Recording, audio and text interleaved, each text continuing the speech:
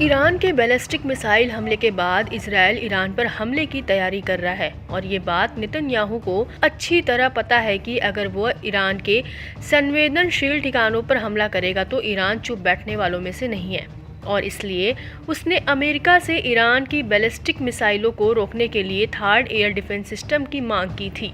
लेकिन ऐसा लगता है कि दुनिया की दो बड़ी ताकतें अमेरिका और रूस की भी अब इस युद्ध में एंट्री हो गई है, क्योंकि उधर अमेरिका इजराइल को हथियारों की मदद कर रहा है तो दूसरी तरफ ऐसी खबरें हैं कि पुतिन ने ईरान को इजराइल के हमले से बचाने के लिए अपने लड़ाकू जहाज से लेकर सबसे एडवांस एयर डिफेंस सिस्टम तक सप्लाई कर दिए हैं।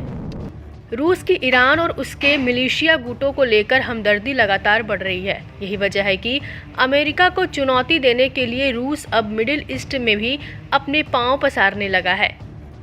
इसी कड़ी में रूस ने ईरान और उसके सहयोगी गुटों को अपना सैन्य समर्थन देने में इजाफा किया है, साथ ही अपने ज़्यादा एडवांस हथियारों को सप्लाई करने पर विचार कर रहा है।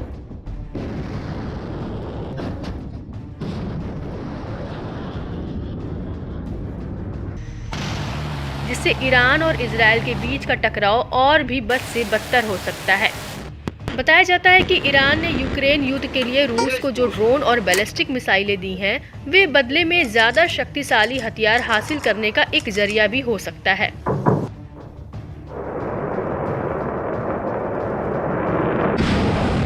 एडवांस एंटी शिप मिसाइलें, लेटेस्ट एयर डिफेंस और Su-35 flanker air superiority fighter jet, जिसका ईरान लंबे समय से इंतजार कर रहा था।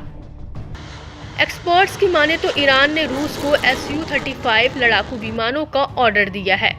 वह S-400 ट्रायम्फ एयर डिफेंस भी चाहता है ताकि वह इजराइल की बेहतर मिसाइलों और वायुसेना का सामना कर सके। अगर ये सभी सौदे आगे बढ़ते हैं तो रूस ईरान और उसके सहयोगी मिलिशिया की सैन्य ताकतों को बढ़ाएंगे। बिजनेस इनसाइडर को दिए इंटरव्यू में रॉयल यूनाइटेड सर्विसेज इंस्टीट्यूट में एयर पावर और टेक्नोलॉजी के सीनियर रिसर्च फेलो ने बड़ी जानकारी दी है। जस्टिन ब्रोंग ने कहा कि ईरान को Su-35S की डिलीवरी में समय लगेगा, साथ ही फ्लाइट क्रू को ट्रेनिंग देने, आवश्यक बुनियादी ढांचे और ग्राउंड सपोर्ट तैयार करने में भी समय लगेगा। इनमें से कोई भी इजरायली हमले की योजनाओं को तुरंत प्रभाव से प्रभावित करने की स्थिति में नहीं है।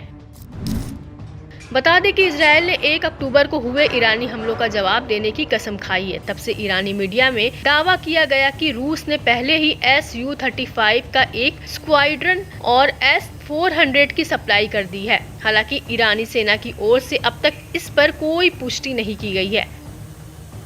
माना जाता है कि Su-35 मिलने से ईरान की पुरानी वायुसेना कुछ हद तक एडवांस हो जाएगी। दावा किया जाता है कि ईरान को साल 1990 के बाद से एक लड़ाकू जेट नहीं मिले हैं। साथ ही इससे ईरान को अपने एयर स्पेस की रक्षा करने की ताकत में भी इजाफा होगा। बावजूद इसके अरब देशों के पास ईरान के मुकाबले में कहीं अधिक लेटेस्ट लड़ाकू विमान है। मिडिल ईस्ट इंस्टीट्यूट की माने तो रूस की ओर से समय पर डिलीवरी को ईरान के लिए ताकत के रूप में नहीं देखा जाएगा, बल्कि यह माना जाएगा कि ईरान इजरायली हमलों के खिलाफ खुद का बचाव नहीं कर सकता है। यह एक इमरजेंसी डिलीवरी की तरह लगेगा। इसका ईरान की छवि पर निगेटिव इम्पैक्ट पड़ेगा कि ईरान रूसी जेट और अन्य सैन्य संपत्तियों के बिना खतरे को टालने में असमर्थ है। ऐसी कम संभावना है कि रूस ईरान को एडवांस S-400 की सप्लाई करेगा। यूक्रेन पर युद्ध के कारण रूस को अपने एयर डिफेंस सिस्टम पर दबाव है। रूस को अपने गोला बारूद डिपो को यूक्रेनी ड्रोन हमलों से बचाने अपने सभी हवाई रक्षा प्रणालियों की जरूरत है। इसके अलावा रूस यमन के हूती विद्रोहियों को एंटी शिप क्रूज मिसाइल की सप्लाई पर चर्चा कर रहा है। P-800 की रेंज 186 मील है और यह रास्ते में समुद्र की सतह को छूते हुए काफी नीचे उड़ान भर सकती है। ये बाकी एंटी शिप मिसाइलों की तुलना में अधिक एडवांस है।